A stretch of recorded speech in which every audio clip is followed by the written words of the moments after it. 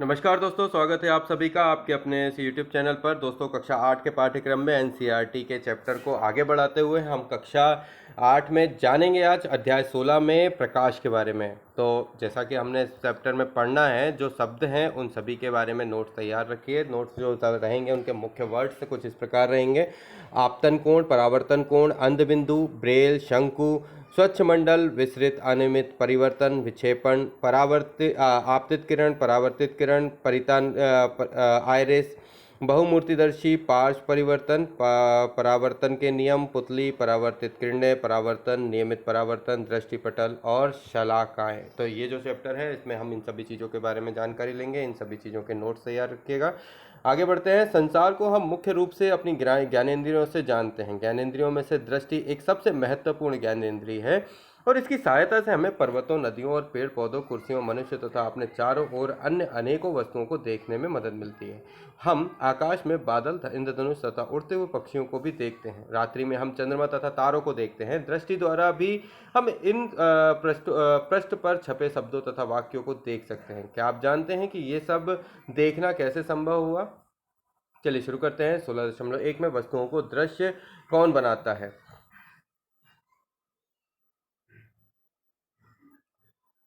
क्या कभी आपने सोचा है कि हम विभिन्न वस्तुओं को कैसे देख पाते हैं? आप कह सकते हैं कि हम वस्तुओं को नेत्रों से देखते हैं, लेकिन क्या आप अंधेरे में किसी वस्तु को देख पाते हैं? इसका अर्थ है कि केवल नेत्रों द्वारा हम किसी वस्तु को नहीं देख सकते। किसी वस्तु को हम तब तक ही देख सक पाते हैं जब तक वस्तु से आने वाला प्रकाश हमारे नेत्रों में प्रवेश करे। यह प्रकाश वस्तु द्वारा उत्सर्जित अथवा उनमें परावर्तित होना के कारण होता है।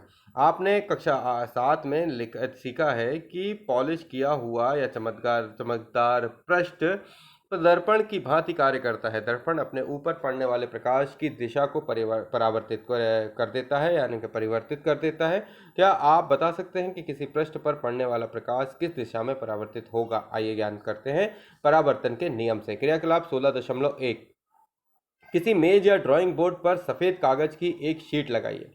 एक कंघा लीजिए और उसमें बीच में एक दांते को छोड़कर सभी खुले स्थानों को बंद कर दीजिए। इस कार्य के लिए आप काले रंग की एक पट्टी का प्रयोग कर सकते हैं। कंघे को कागज की शीट में लंबवत पकड़िए और टॉर्च की सहायता से कंघे के खुले स्थान पर एक ओर से प्रकाश डालिए। टॉर्च तथा कंघा में थोड़ा समायोजन के पश्चात आप कंघे के दूसरे ओर कागज की शीट के अनुदिश प्रकाश की एक किरण देखेंगे। कंघे और टॉर्च को इस स्थिति में स्थिर रखिए। प्रकाश किरण के गमन पथ पर सामने समतल दर्पण की एक पट्टी रखिए। आप क्या देख पाते हैं? तो आपको क्या जानकारी मिलती है? आप उसमें परावर्तन का एक क्या देख पाते हैं? एक स्थिति को देख पाते हैं। जैसे ही आप यहाँ से रोशनी मारते हैं, देखो अब यहाँ से ये एक पोर्शन है ना।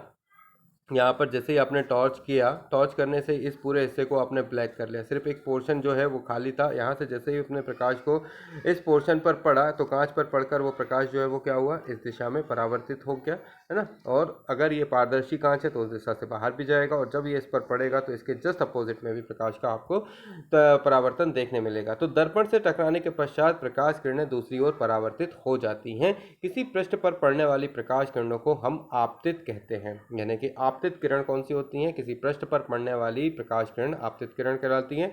पृष्ठ के परावर्तन के पश्चात वापस आने वाली किरण को हम परावर्तित किरणें कहते हैं। इस बात का ध्यान रखिएगा। प्रकाश किरण का अस्तित्व एक आदर्शीकरण है। वास्तव में हमें प्रकाश का एक संकीर्ण किरण पुंज प्राप्त होता है जो अनेक किरणों से मिलकर बनता है। सरलता के लिए हम प्रकाश के संकीर्ण किरण पुंज के लिए किरण शब्द का उपयोग करते हैं।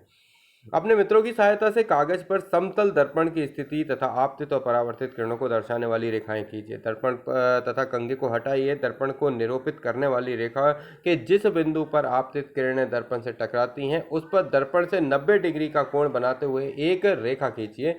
यह रेखा परावर्तक पृष्ठ के उस बिंदु पर अभिलंब कहलाता है। आपतित किरण तथा अभिलंब के बीच के कोण को हम आपतन कोण कहते हैं, जिसे कोण आई से डिनोट करते हैं। परावर्तित किरण तथा अभिलंब के बीच के कोण को परावर्तन कोण, जिसे कोण आर से दर्शाते हैं। आपतन कोण तथा परावर्तन कोण को नापिए।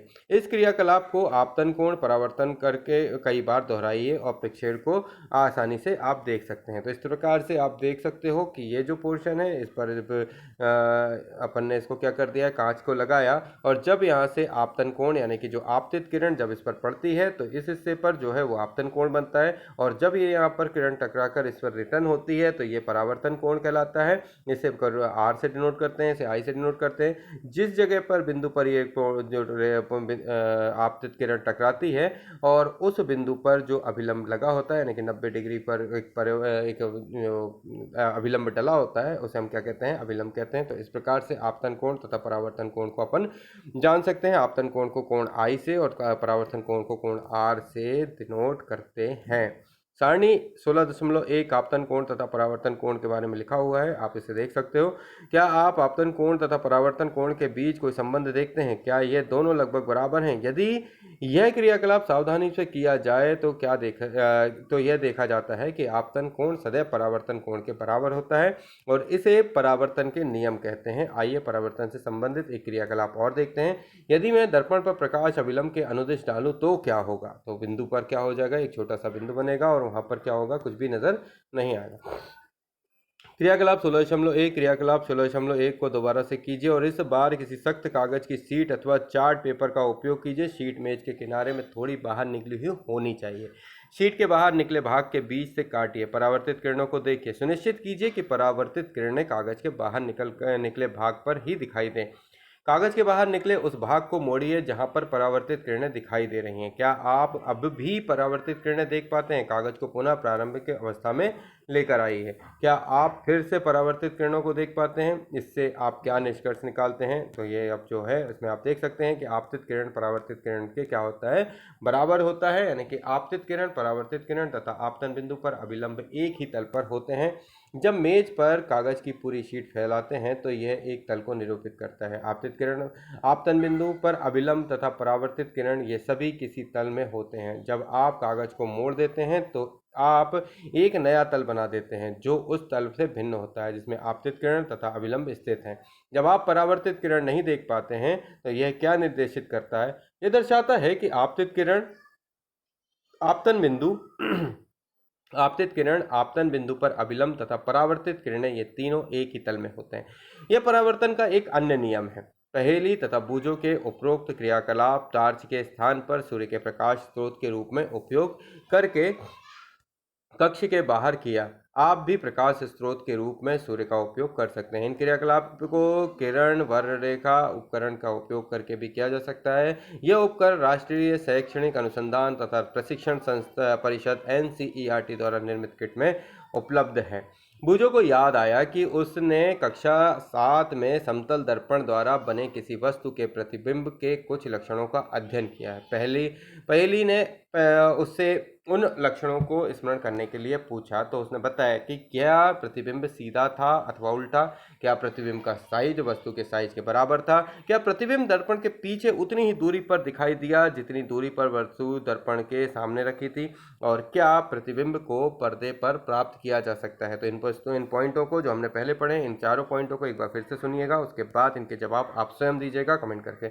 आइए निम्नलिखित क्रियाकलाप के समतल दर्पण द्वारा प्रतिबिंब बनाने के बारे में कुछ और अधिक समझें। क्रियाकलाप 16.3 समतल दर्पण PQ के सामने एक प्रकाश स्रोत O रखा गया है। दर्पण पर दो किरणें OA तथा OC आपतित हो रही हैं। क्या आप परावर्तित किरणों की दिशा ज्ञात कर सकते हैं? समतल दर्पण PQ के पृष्ठ के बिंदुओं A तथा C पर अभिलंब खींचिए। फिर बिंदुओं A और C पर परावर्तित किरणें खींचिए। आप इन किरणों को कैसे खींचोगे? परावर्तित किरणों को क्रमशः AB तथा CD के रूप में निरूपित करते हैं और इन्हें आगे की ओर बढ़ाइए। क्या ये मिलती हैं? अब इन्हें पीछे की ओर बढ़ाइए। क्या अब भी ये मिलती हैं? यदि ये मिलती हैं तो इस बिंदु पर I अंकित कीजिए। क्या परावर्तित किरणें E पर स्थित हैं? पर स्थित किसी दर्शक के नेत्र को बिंदु I से आती प्रतीत होगी, क्योंकि परावर्तित किरणें वास्तव में I पर नहीं मिलती बल्कि मिलती हुई प्रतीत होती हैं। है ना। इसलिए हम ये कहते हैं कि बिंदु O का आभासी बिंदु I पर बनता है। आप कक्षा 7 में पढ़ चुके हैं कि इस प्रकार के प्रतिबिंब को पर्दे पर प्राप्त नहीं किया जा सकता। तो देखिए एक पोर्शन है, यहाँ पर अपन देख सकते हैं, ये एक साइड पोर्शन है जहाँ से क्या हो रहा है, प्रकाश आ रहा है। जब ये इस पर पड़ेगा तो ये यहाँ से इस तरफ जाएगा, और जब ये इस पर पड़ेगा तो ये इधर पर जाएगा। लेकिन जब हम इधर पर किसी नेत्र से इसको देखेंगे तो इनका जो आभासी प्रतिबिंब है वो कहाँ पर बनेगा, आई पर बनेगा। तो यही मैंने बताया कि दर्पण पर प्रतिबिंब, समतल दर्पण पर प्रतिबिंब का बनना जो है वो इस तरीके से दिखाई देता है, और जो पर्दे के जिसे पर्दे पर प्राप्त नहीं किया जा सकता, या फिर इस पर देख पा रहे हैं। आप स्मरण कर सकते हैं कि दर्पण द्वारा बने प्रतिबिंब में वस्तु का बायां भाग दाईं ओर तथा दायां भाग बाईं ओर दिखाई पड़ता है। इस परिघटना को पार्श्व परिवर्तन कहते हैं। नियमित तथा विस्तृत परिवर्तन। क्रियाकलाप कीजिए। क्रियाकलाप में कल्पना कीजिए कि चित्र 16.6 में दर्शाए अनुसार किसी अनियमित पृष्ठ पर समानांतर किरणें आपतित होती हैं। याद रखिए, पृष्ठ के प्रत्येक बिंदु पर परावर्तन के नियम मान्य हैं। विभिन्न बिंदुओं पर परावर्तित किरणों की रचना करने के लिए इन नियमों का उपयोग कीजिए। क्या ये परिवर्तन किरणें एक दूसरे के समानांतर हैं? क्या आप पाएंगे कि ये किरणें भिन्न भिन्न दिशाओं में परिवर्तित होती हैं? तो ये ऐसा क्यों होता है, इसके लिए अपन आगे जानते हैं। तो देखिए, अनियमित पृष्ठ पर आपतित किरणें जो होती हैं वो जिस जगह पड़ती हैं जस्ट वहाँ से वो क्या करती हैं, अपने आप का जो पथ है वो बदल लेती हैं, पर उनका जो कोण है वो क्या होता है, सेम ही होता है। तो अनियमित पृष्ठ पर जब किरणें पड़ती हैं तो उनकी जो दिशा है वो अनियमित हो जाती है। जब सभी समानांतर किरणें किसी समतल पृष्ठ पर परावर्तित होने के पश्चात समानांतर नहीं होती तो ऐसे परावर्तन को विसरित परावर्तन कहते हैं। क्या कहते हैं? जब सभी समानांतर किरणें किसी समतल पृष्ठ पर परावर्तित होने के पश्चात समतल पृष्ठ पर पड़ने के बाद समानांतर नहीं होती तब विसरित परावर्तन कहते हैं। याद रखिए कि विसरित परावर्तन में भी परावर्तन के नियम सफलतापूर्वक पालन होता है। प्रकाश का विसरण गत्ते तथा जैसे विषय परावर्ती पृष्ठ पर अनियमितताओं के कारण होता है। इसके विपरीत दर्पण जैसे चिकने पृष्ठ से होने वाले परावर्तन को नियमित परावर्तन कहते हैं, जिसे आप नीचे देख सकते हो। नियमित परावर्तन का ये एग्जाम्पल। क्या सभी वस्तुओं को परावर्तित प्रकाश के कारण ही देखते हैं? आपके चारों ओर की लगभग सभी वस्तुएं आपको परावर्तित प्रकाश के कारण दिखाई देती हैं। उदाहरण के लिए चंद्रमा सूर्य से प्राप्त प्रकाश को परावर्तित करता है। इस प्रकार हम चंद्रमा को देखते हैं। जो पिंड दूसरी वस्तुओं के प्रकाश से चमकते हैं उन्हें प्रदीप्त पिंड कहते हैं। क्या आप कुछ ऐसे अन्य पिंडों के नाम बता सकते हैं? कुछ अन्य पिंड हैं जो स्वयं को प्रकाश उत्सर्जित करते हैं, जैसे सूर्य, मोमबत्ती की ज्वाला तथा विद्युत लैंप। इनका प्रकाश हमारे नेत्रों पर पड़ता है और इस पर पिंडों को देखते हैं। जो पिंड स्वयं प्रकाश उत्सर्जित करते हैं वो दीप्त पिंड कहलाते हैं। मेरे मन में एक प्रश्न है, यदि परावर्तित किरणें किसी अन्य दर्पण पर आपतित हों तो क्या वे परावर्तित हो सकती हैं? तो आइए जानते हैं। परावर्तित प्रकाश को पुनः परावर्तित किया जा सकता है। स्मरण कीजिए कि जब पिछली बार आप किसी केश प्रसाधक के यहाँ गए थे तो उसने आपको एक दर्पण के सामने बैठाया था। बाल काट चुकने के पश्चात उसने आपको पीछे की ओर का एक दर्पण रखा था, जिससे दर्पण की सहायता से आप सामने वाले दर्पण में यह देख सकते थे कि बाल पीछे से कैसे कटे हैं। तो ये आप केश प्रसाधक के पास जाकर देख सकते हो कि एक दर्पण से दूसरे दर्पण पे प्रतिबिंब का होता है वो देखा जा सकता है। क्या आप बता सकते हैं कि अपने सिर के पीछे के बालों को आप कैसे देख पाए थे? पहेली को याद आया कि कक्षा 6 में विस्तारित क्रियाकलाप के रूप में उसने एक परिदर्शी बनाई थी। परिदर्शी के 2 समतल दर्पण उपयोग किए थे। क्या आप बता सकते हैं कि 2 दर्पणों में परावर्तन द्वारा आप उन वस्तुओं को देखने योग्य कैसे बना पाए जिन्हें आप सीधे नहीं देख पाते? परिदर्शियों का उपयोग पनडुब्बियों, टैंकों तथा बंकरों में छिपे सैनिकों द्वारा बाहर की वस्तुओं को देखने के लिए किया जाता है। आइए जानते हैं बहुप्रतिबिंब। आप जानते हैं कि समतल दर्पण किसी वस्तु का केवल एक ही प्रतिबिंब बनाता है। यदि 2 समतल दर्पण का संयोजन से उपयोग करें तो क्या होगा? तो आइए जानते हैं। क्रियाकलाप 16.5। 2 समतल दर्पण लीजिए और उन्हें एक दूसरे से समकोण बनाते हुए इस प्रकार रखिए कि इनके किनारे आपस में मिले रहें, और इन्हें जोड़ने के लिए आप किसी टेप का उपयोग कर सकते हैं। दर्पण के बीच एक सिक्का रखिए और आपको इस सिक्के के कितने प्रतिबिंब दिखाई देते हैं? तो समकोण पर रखे गए समतल दर्पण में आपको प्रतिबिंब दिखाई देगा, जिसमें आप सिक्के देख सकते हैं, इसमें कितने दिखाई देते हैं। आप टेप का उपयोग करके दर्पण के विभिन्न कोणों 45, 60, 120, 180 आदि पर जोड़िए। दर्पणों के बीच कोई वस्तु जैसे मोमबत्ती रखिए। प्रत्येक प्रकरण में वस्तु के बनने वाले प्रतिबिंबों की संख्या नोट करिए। अंत में दोनों दर्पणों को एक दूसरे के समानांतर खड़े करिए और देखिए कि अब मोमबत्ती के कितने प्रतिबिंब दिखाई देते हैं। तो एक दूसरे के समानांतर रखे समतल दर्पण में बने प्रतिबिंब को आप देख सकते हैं, उसमें दोनों में एक ही एक साथ नजर आते हैं। जो आगे बढ़ते हैं, क्या आप यह स्पष्ट कर सकते हैं कि केश प्रसाधक की दुकान पर आप अपने सिर के पीछे के भाग को कैसे देख पाते हैं? एक दूसरे से किसी कोण पर रखे गए दर्पण द्वारा अनेक प्रतिबिंबों को उनके बनने की धारणा का उपयोग बहुमूर्तिदर्शी यानी कि कैलाइडोस्कोप की भांति भांति से आकर्षक पैटर्न बनाने के लिए किया जाता है। आप स्वयं भी एक कैलाइडोस्कोप बना सकते हैं। बहुमूर्तिदर्शी क्रियाकलाप 16.6। कैलाइडोस्कोप बनाने के लिए कोई दर्पण का लगभग 15 सेंटीमीटर लंबी, 4 सेंटीमीटर चौड़ी 3 आयताकार पट्टी लीजिए और इन्हें चित्र में दर्शाए अनुसार एक प्रिज्म की आकृति में जोड़िए और इन्हें गत्ते या मोटे चार्ट पेपर से बनी एक बेलनाकार ट्यूब में दृढ़ता से लगाइए। सुनिश्चित कीजिए कि ट्यूब दर्पण की पट्टियों में थोड़ा लंबा हो। ट्यूब के एक सिरे से गत्ते के एक ऐसी डिस्क से बंद कीजिए कि जिससे भीतर का दृश्य देखने के लिए एक छिद्र बना हो और डिस्क को टिकाऊ बनाने के लिए इसे नीचे पारदर्शी प्लास्टिक या शीट चिपका दीजिए। ट्यूब के दूसरे सिरे पर समतल कांच का एक वृत्ताकार प्लेट दर्पण को छूते हुए दृढ़तापूर्वक लगाइए। इस प्लेट पर छोटे छोटे रंगीन कांच के कुछ टुकड़े रखिए और ट्यूब के इस सिरे को घिसके हुए कांच की प्लेट से बंद कर दीजिए। रंगीन टुकड़ों की हलचल देखने के लिए पर्याप्त जगह रहने दीजिए। आपको आपका कैलाइडोस्कोप तैयार है और जब आप छिद्र से झांकते हैं तो आपको ट्यूब में भांति भांति के पैटर्न दिखते हैं। कैलाइडोस्कोप की एक रोचक विशेषता यह है कि आप कभी भी एक पैटर्न दोबारा नहीं देख पाएंगे। दीवारों वाले कागजों तथा वस्त्रों के डिजाइन बनाने वाले तथा कलाकार कैलाइडोस्कोप का उपयोग नए नए पैटर्न की कल्पना करने के लिए करते हैं। अपने खिलौनों, है ना, को आकर्षण बनाने के लिए आप इसे रंगीन कागज चिपका सकते हैं। सूर्य का प्रकाश श्वेत या रंगीन। कक्षा 7 में आपने सीखा कि सूर्य के प्रकाश को श्वेत प्रकाश के रूप में जाना जाता है। आपने यह भी सीखा कि इसमें 7 रंग होते हैं। यह दर्शाने के लिए कि सूर्य के प्रकाश में अनेक रंग होते हैं, एक क्रियाकलाप करते हैं।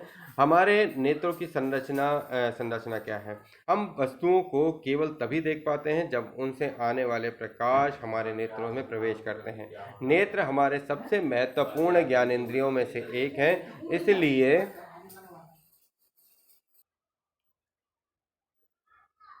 नेत्र हमारे सबसे महत्वपूर्ण ज्ञानेंद्रियों में से एक है, इसलिए इसकी संरचना तथा कार्यविधि को समझना हमारे लिए विशेष महत्व रखता है। हमारे नेत्र की आकृति लगभग गोलाकार है। नेत्र का बाहरी आवरण सफेद होता है और यह कठोर होता है ताकि यह नेत्र के आंतरिक भाग की दुर्घटना से बचाव कर सके और इसके पारदर्शी अग्रभाग को कॉर्निया या स्वच्छ मंडल कहते हैं। कॉर्निया के पीछे हम एक गहरे रंग की पेशियों की संरचना पाते हैं जिसे परितारिका यानी कि आइरिस कहते हैं।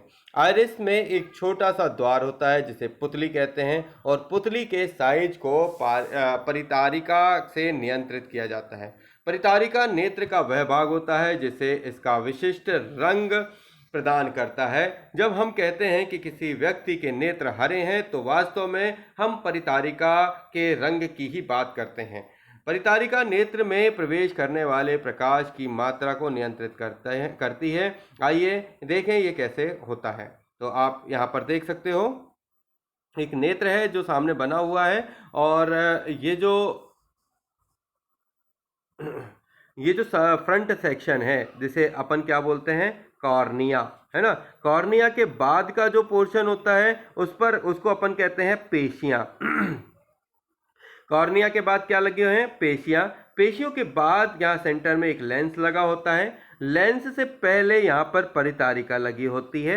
परितारिका के बाद लेंस लगा होता है और इसके बाद इसका जो पीछे का हिस्सा है उसका पक्षपात बोल सकते हैं। उसके बाद प्रकाशिक तंत्रिका यहाँ पर इस हिस्से पे लगी होती हैं और ये जो पूरा हिस्सा है इसे बोलते हैं रेटिना। ओके, तो मैंने आपको जो बताया, सबसे पहले क्या होता है, कॉर्निया, उसके बाद होता है कॉर्निया, कॉर्निया के बाद परितारिका, फिर पेशियां, फिर लेंस। तो कॉर्निया, परितारिका, पेशियां और फिर लेंस। इसके बाद सबसे पीछे का जो पोर्शन है ये होता है रेटिना।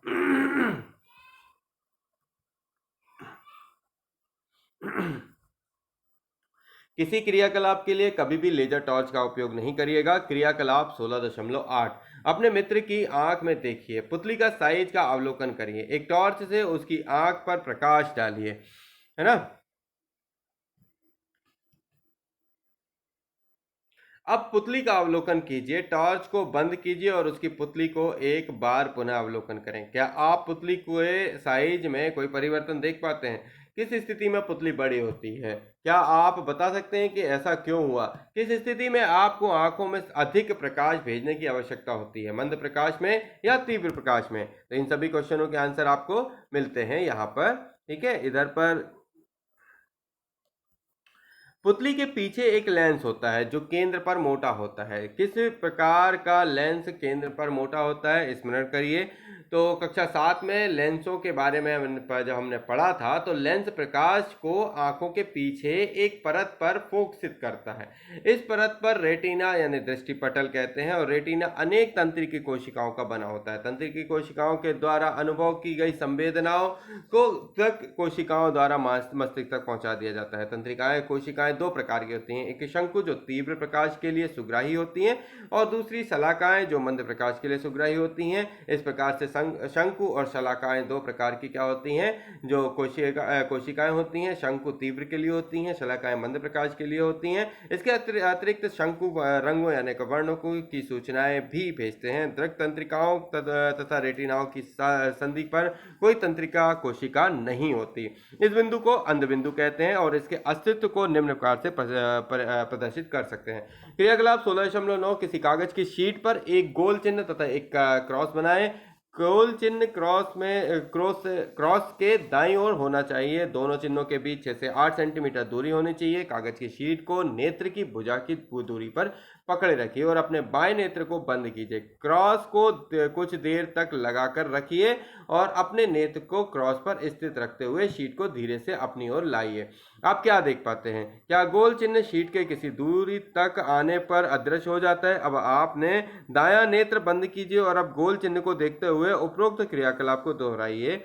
क्या आप इस बार क्रॉस अदृश्य हो जाता है? क्रॉस अथवा गोल चिन्ह को अदृश्य होना यह दर्शाता है कि रेटिना पर कोई बिंदु है जो प्रकाश गिरने पर उसकी सूचना मस्तिष्क तक नहीं पहुंचाता।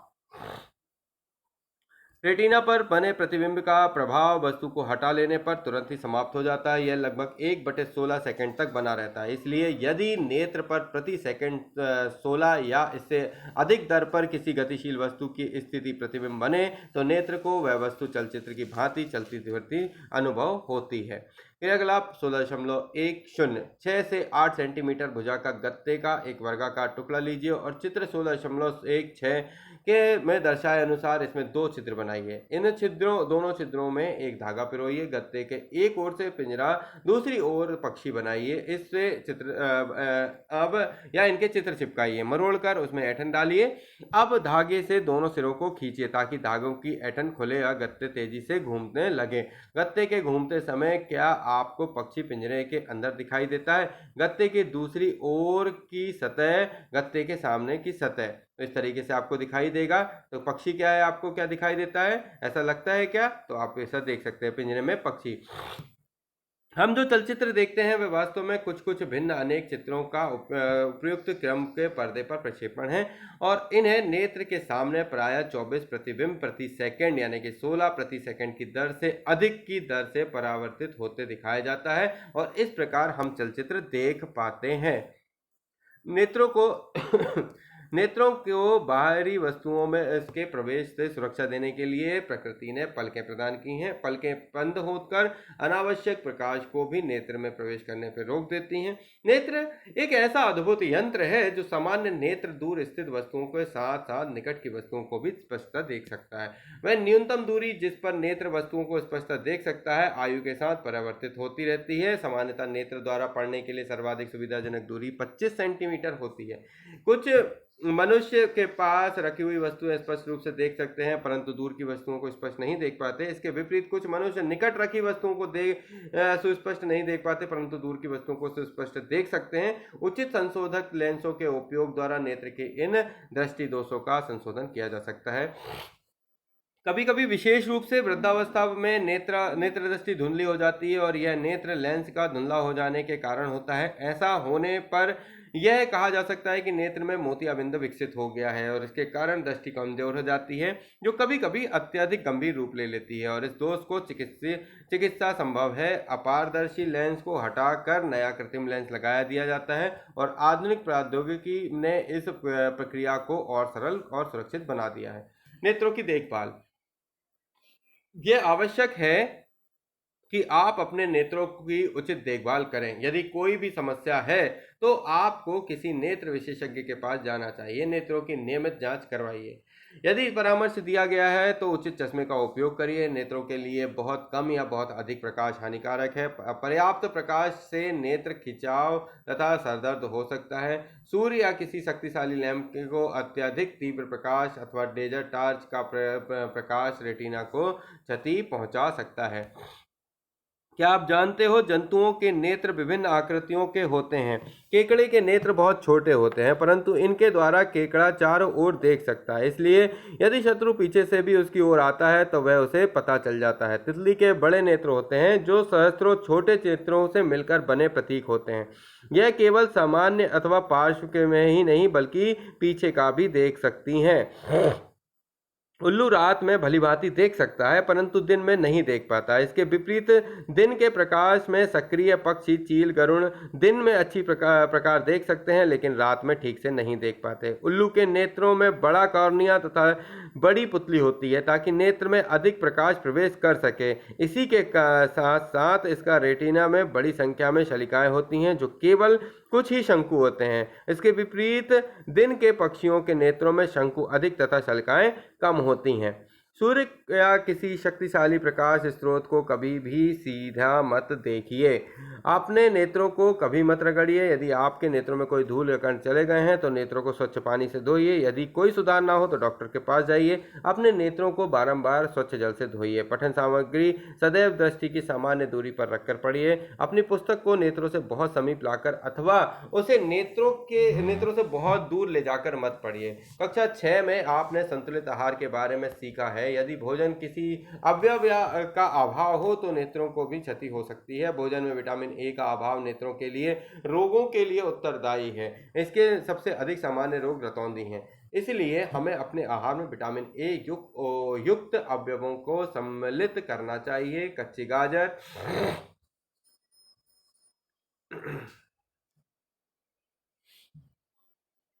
गाजर, फूल गोभी तथा हरी सब्जियां तथा कॉड लीवर तेल में विटामिन ए की प्रचुर मात्रा होती है।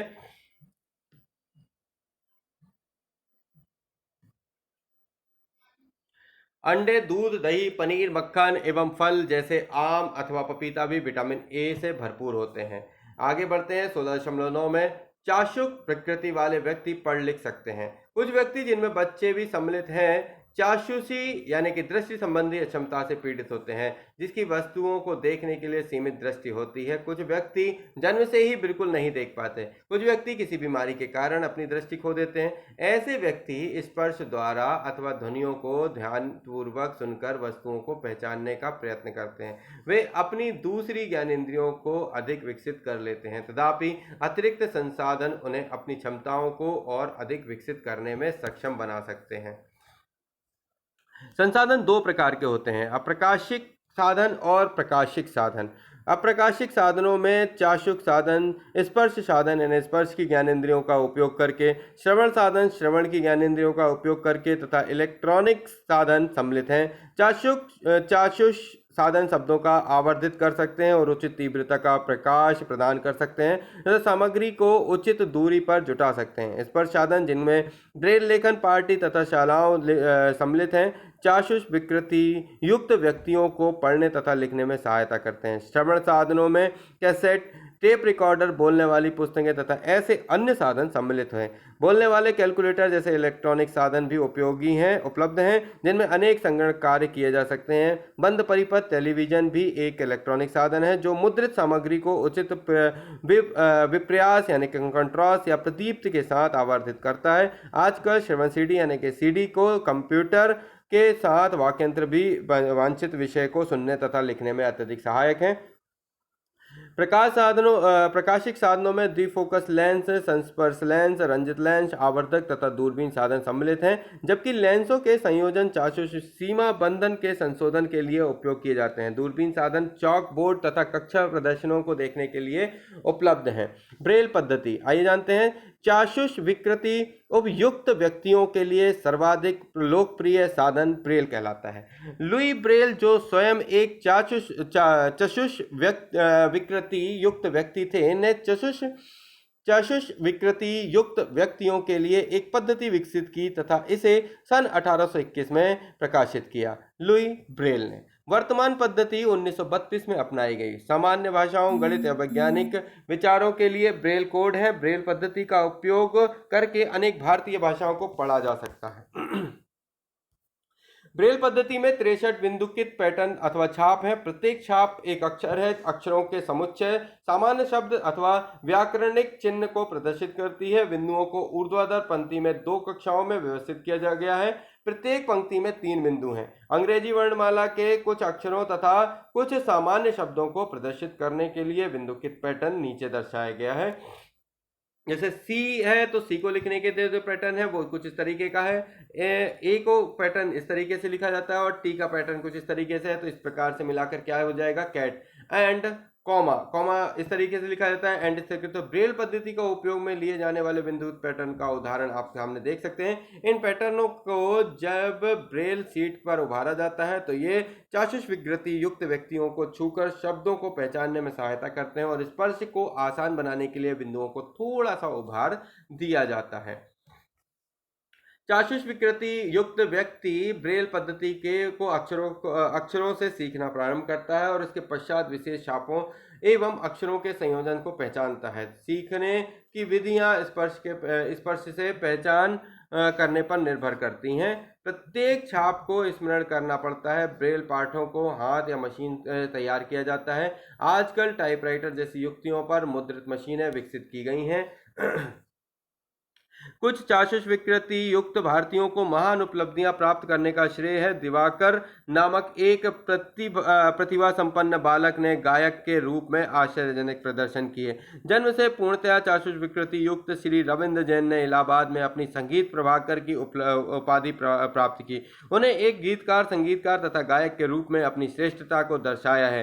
श्री लाल आडवाणी, जो स्वयं चाक्षुष विकृति युक्त हैं, ने भारत में विकलांगों के पुनर्वास तथा विशिष्ट शिक्षा के लिए एक संस्था को स्थापित की। इसके अतिरिक्त उन्हें यूनेस्को में ब्रेल समस्याओं पर भारत का प्रतिनिधित्व किया। अमेरिका की एक लेखिका एवं प्राध्यापिका हेलन ए केलर संभवतः सर्वविदित तथा प्रेरक चाक्षुष विकृति युक्त महिला हैं। 18 महीने की आयु में उन्होंने दृष्टि खो दी थी, लेकिन उनके संकल्प तथा साहस के कारण वे एक विश्वविद्यालय में स्नातक की उपाधि ग्रहण कर सकी। स्टोरी ऑफ माई लाइफ सन 1903 सहित उन्होंने अनेक पुस्तकें लिखी हैं। तो दोस्तों, जो आज हमने पूरा चैप्टर में पढ़ा वो बहुत ही अच्छे चैप्टर को हमने जाना। इस चैप्टर में हमने प्रकाश के पूरे उन शब्दों को और उनको पढ़ने का उनके तरीकों को जाना। इसमें मुख्य जो शब्द थे वो थे आपतन कोण, परावर्तन कोण, अंधबिंदु, ब्रेल, शंकु, स्वच्छ मंडल, कार्निया, विस्तृत यानी कि अनियमित परावर्तन, विक्षेपण, आपतित किरण, परावर्तित किरण जैसे परितारिका यानी कि आयरिस, बहुमूर्तिदर्शी यानी कि कैलाइडोस्कोप, पार्श्व परिवर्तन, परावर्तन के नियम, पुतली, परावर्तित किरणें, परावर्तन, नियमित परावर्तन, दृष्टिपटल यानी कि रेटिना, शलिकाएं, ये सभी बातें हमने इस चैप्टर में पढ़ी। इनके नोट्स मैं आशा करता हूं आप बना लेंगे। अगर आपको इसमें कोई समस्या आती है तो आप हमसे कमेंट के माध्यम से जुड़ सकते हैं या फिर हमारे साथ ईमेल के माध्यम से जुड़ सकते हैं। मैं कई लोगों की समस्याओं को समाधान करता रहता हूं, हूं। तो अगर आपकी कोई समस्या है तो आप भी हमारे इस चैनल के साथ जुड़िए और बहुत सारी चीज़ों का सहयोग करिए। आप सभी लोग मिलकर एनसीईआरटी के तारतम्य को आगे भी बढ़ा सकते हैं और आप सभी इनके उन लोगों तक जानकारी पहुंचा सकते हैं जिन्हें इसकी वास्तव में आवश्यकता है। आपने क्या सीखा? आपने सभी प्रश्नों पर से परावर्तित होता है। ये सीखा कि प्रकाश जो है वो सभी प्रश्नों से परावर्तित हो सकता है। जब प्रकाश किसी चिकनी सतह पॉलिश किए हुए तथा नियमित पृष्ठों पर आपतित होता है तो नियमित परावर्तन होता है। विस्तृत परावर्तन खुदरे पृष्ठों पर होता है। परावर्तन के दो नियम है। आपतन कोण परावर्तन कोण के बराबर होता है। आपतित किरण, परावर्तित किरण तथा परावर्तक पृष्ठ पर आपतन बिंदु पर खींचा गया अभिलंब एक ही तल पर होते हैं। दर्पण द्वारा बने प्रतिबिंब में पार्श्व प्रतिवर्तन होता है। किसी कोण पर झुके दो दर्पण अनेक प्रतिबिंब बना सकते हैं। बहुलित परावर्तन के कारण कैलाइडोस्कोप में सुंदर पैटर्न बनते हैं। सूर्य का प्रकाश जो श्वेत प्रकाश कहलाता है 7 रंग से मिलकर बना होता है। प्रकाश के अपने घटक रंगों में विभक्त होने के विक्षेपण कहते हैं। हमारे नेत्र के महत्वपूर्ण भाग हैं कार्निया यानी कि स्वच्छ मंडल, आइरिस यानी परितारिका, पुतली, लेंस, रेटिना यानी कि दृष्टिपटल तथा दृक् तंत्रिकाएं। सामान्य नेत्र समीप तथा दूर की वस्तुओं को स्पष्ट देख सकते हैं। ब्रेल पद्धति का उपयोग करके चाक्षुष विकृति युक्त व्यक्ति पढ़ तथा लिख सकते हैं। चाक्षुष विकृति युक्त व्यक्ति अपने पर्यावरण से संपर्क के लिए अपनी दूसरी ज्ञानेंद्रियों को अधिक तीक्ष्णता से विकसित कर लेते हैं। तो आज का जो चैप्टर था उसमें हमने बहुत सारी जानकारियां ली। अगर आपको इसके अभ्यास के प्रश्न को करने में किसी प्रकार का परिश्रम करना है तो आप उसमें जो भी समस्याएं देखते हैं वो समस्याएं हमसे डिस्कस कर सकते हैं। बहुत सारी चीज़ें हम आपके साथ लेकर आते रहते हैं और भी अच्छे चैप्टर अच्छी बातों के साथ हम लगातार आपके साथ बने रहेंगे। आशा करता हूँ आप हमारे इस चैनल को ज़्यादा से ज़्यादा शेयर करेंगे, बहुत ज़्यादा लोगों तक पहुँचाकर हमारे को ज़्यादा से ज़्यादा सब्सक्राइब करेंगे और हमारे इस तारतम्य के साथ हमारे इस एनसीईआरटी के माध्यम के साथ जुड़े रहेंगे और भी चीज़ें आपके साथ मैं शेयर करके लाता रहूँगा जब तक मेरे पास कुछ खास नया नहीं है। लेता हूँ आप सभी से इजाज़त। जय हिंद, जय भारत। थैंक यू दोस्तों।